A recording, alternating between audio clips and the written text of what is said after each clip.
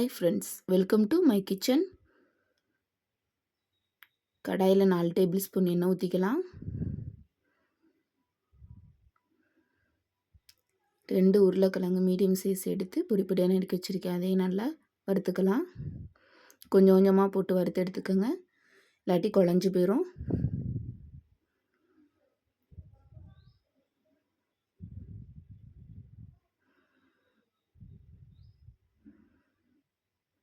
வறுத்து எடுத்து வச்சாச்சு.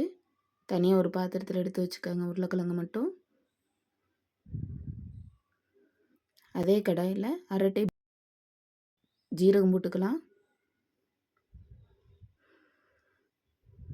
2 வெங்காயம் மீடியம் சைஸ் எடுத்து பொடி பொடியாக நறுக்கி வச்சுருக்கேன், அதையும் போட்டுக்கலாம். 5 பச்சை மிளகா பொடி பொடியாக நறுக்கி வச்சுருக்கேன், அதையும் போட்டுக்கலாம். என்கிட்ட இருக்க பச்சை மிளகாலாம் காரம் இல்லை, அதனால் 5 போட்டிருக்கேன். உங்கள் பச்சை மிளகா காரத்தை அப்படி நீங்கள் போட்டுக்கோங்க. தக்காளி மீடியம் சைஸ் 2 தக்காளி எடுத்து நறுக்கி வச்சுருக்கேன், அதையும் போட்டுக்கலாம்.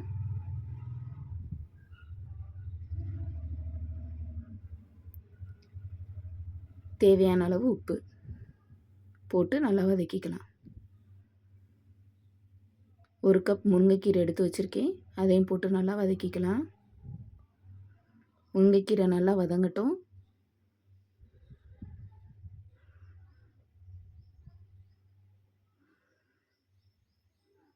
கைவிடாமல் நல்லா கிண்டி விட்டுக்கோங்க.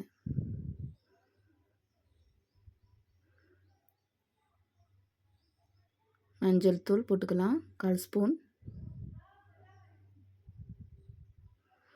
மஞ்சள் தூள் பச்சை வாசனை போகிற அளவுக்கு நல்லா வதக்கிக்கோங்க.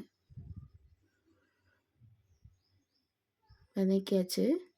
1 கப் வடித்த சாதம் எடுத்து வச்சுருக்கேன், அதையும் போட்டு வதக்கி கிளறி விட்டுக்கோங்க. ஜென்ரலாக கிளறிக்கோங்க. அழுத்தம் கொடுத்து கிளறினீங்கன்னா சோறு குழஞ்சி போயிடும்.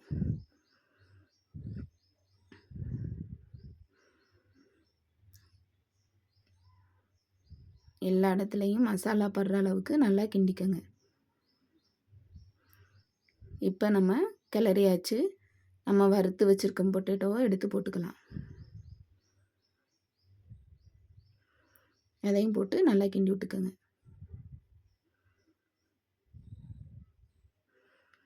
உருளைக்கிழங்கும் சோறும் நல்லா ஒன்றோட ஒன்று மிக்ஸ் ஆகிற அளவுக்கு நல்லா கிண்டிக்கோங்க. கிண்டியாச்சு. இப்போ நம்ம சாதம் ரெடி ஆயிடுச்சு. பாருங்கள் எவ்வளோ சூப்பராக ரெடி ஆயிடுச்சு. நம்ம ப்ளீஸ் லைக் பண்ணுங்கள், ஷேர் பண்ணுங்கள், சப்ஸ்கிரைப் பண்ணுங்கள். தேங்க்யூ.